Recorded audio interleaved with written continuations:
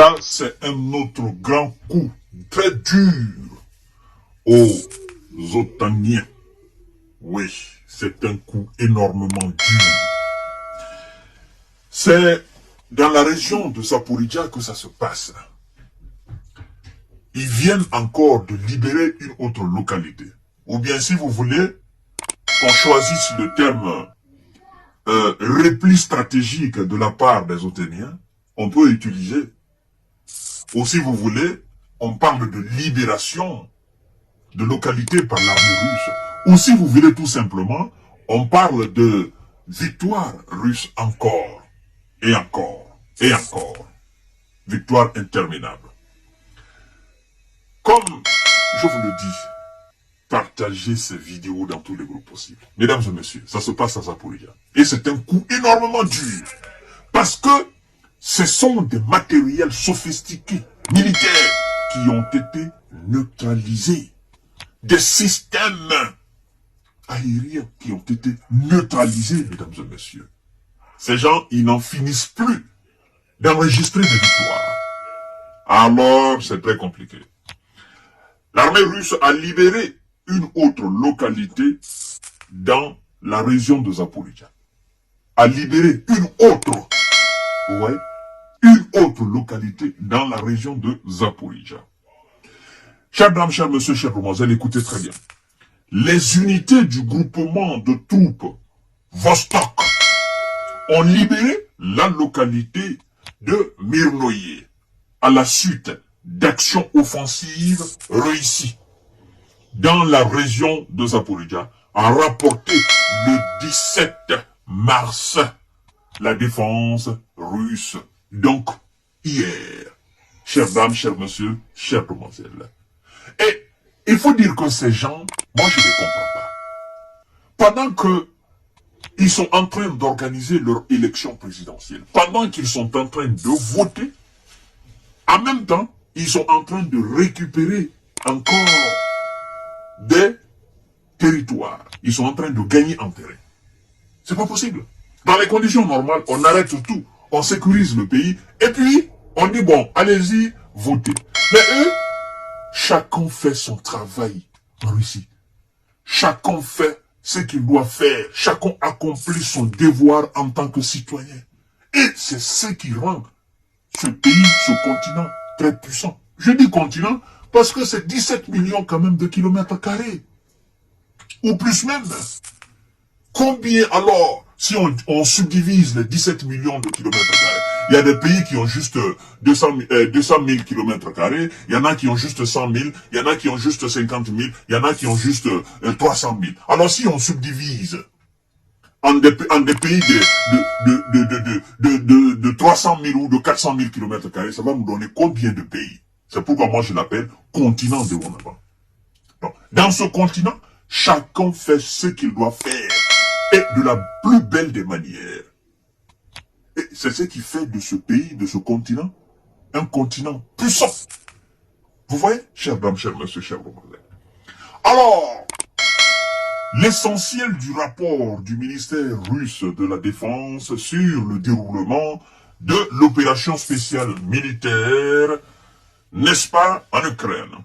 La défense anti-aérienne a abattu, écoutez très bien, la défense anti-aérienne de qui?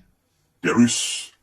A battu 24 heures, en 24 heures, 168 drones, 23 projectiles de lance-roquettes multiples et un missile S-200. Ils sont en action. Les autres sont en train de voter. Écoutez bien, c'est un coup dur, énormément dur. Des ateliers d'assemblage d'essais de vedettes sans pilote, ainsi qu'un centre de déploiement temporaire d'une batterie de systèmes de défense anti-aérien restés et un atelier de fabrication de drones ont été touchés. Et ils ont neutralisé ça. C'est-à-dire, eux, ils savent exactement où ces gens-là se trouvent, où ils assemblent les drones, où il y a des systèmes de déploiement, où Ils savent là où ça se passe. Et dès que c'est localisé, allez, c'est neutralisé. C'est parti en fumée. Alors, chères dames, chers messieurs, partagez la vidéo dans tous les groupes possibles. Les pertes des alliés sur l'axe d'Advika se sont montées à 380 hommes. 2 blindés et 10 véhicules. Les gens qui n'ont pas de moyens, ils n'ont pas de blindés, ils n'ont pas de véhicules, ils n'ont pas de militaires. Si ceux-là enregistrent des défaites pareilles, ben, c'est énorme pour eux. Parce qu'ils font actuellement avec les moyens du bord.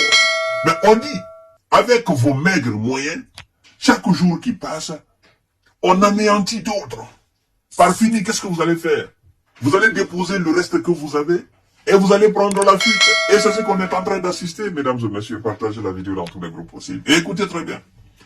Toutes les tentatives d'irruption dans le territoire frontalier russe par les groupes de sabotage des alliés sur l'axe de Belgorod ont été déjoués. Puisqu'ils ne peuvent plus faire face aux zombies russes. Parce que on les appelle des zombies. C'est pas moi qui les ai nommés comme ça. Ce sont les alliés eux-mêmes, les soldats des alliés. Ils appellent, mais ce sont des zombies. Vous tirez sur 10, il y a 100 qui viennent. Vous tirez sur 100, il y a 1000 qui viennent. Alors, ces gens-là ne finissent pas. C'est comme des fourmis, ils finissent pas. Hein? Ils tombent, ils se relèvent. Ils tombent, ils se... Comment on va faire? Comment on va se débarrasser? Comment combattre une telle force? Donc, puisqu'ils ne peuvent plus faire face, ils montent des petites opérations de sabotage. Mais, même ces opérations-là, il y a des anti-opérations clandestines qui arrivent à déjouer toutes ces opérations. Et du coup, ils n'arrivent pas à avancer. Mesdames et messieurs, arrêtez, c'est une mascarade. Arrêtez, vous allez perdre, vous avez déjà perdu même. Arrêtez, ça sera une humiliation, on vous a dit, vous n'avez pas compris.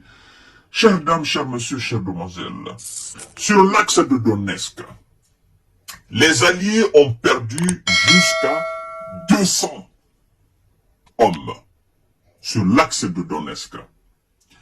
Les pertes des Alliés sur l'axe de Donetsk Sud se sont chiffrées à plus de 120 hommes. Et sur l'axe de Kupiansk, jusqu'à 90 personnes. C'est une perte énorme. Ou si vous voulez même, ce sont des pertes énormissimes pour les Alliés qui n'ont plus de moyens. Et les restes sur le terrain, ils sont en train de perdre cela. Alors, puisqu'ils ne comprennent pas, ils vont voir les gouttelettes de pluie, comme on dit chez nous. Lorsque vous dites à un sourd qui menace de pleuvoir, qu'ils vous disent que lui, il ne sent absolument rien, il n'entend rien, quand il va se mettre à pleuvoir, il va sentir les gouttelettes, non? C'est ce qu'on est en train d'assister là. On les a parlé, ils n'ont pas compris. Et les voilà maintenant, entre le marteau et l'enclume. Qu'est-ce qu'il faut faire? Est-ce qu'il faut accepter de déposer, capituler? Ou est-ce qu'il faut accepter encore négocier? Négocier sur quel terme? Sur les termes de Kremlin. Parce que c'est le Kremlin qui est en position de force. Le rapport de force, pour le moment, nous n'avons qu'un seul rapport de force, c'est celui des ours de la taïga. C'est pas celui des alliés. Et c'est ce rapport de force qui fait énormément mal, qui avance. À tout à l'heure pour notre série d'informations de décortiquage. Partagez la vidéo dans tous les groupes possibles. Je suis là pour vous enseigner et pour vous renseigner aussi, pour vous donner la bonne information. Merci beaucoup. Bonne soirée à vous. C'est vraiment pitoyable. Mais, ces temps-ci, ils ne comprennent pas.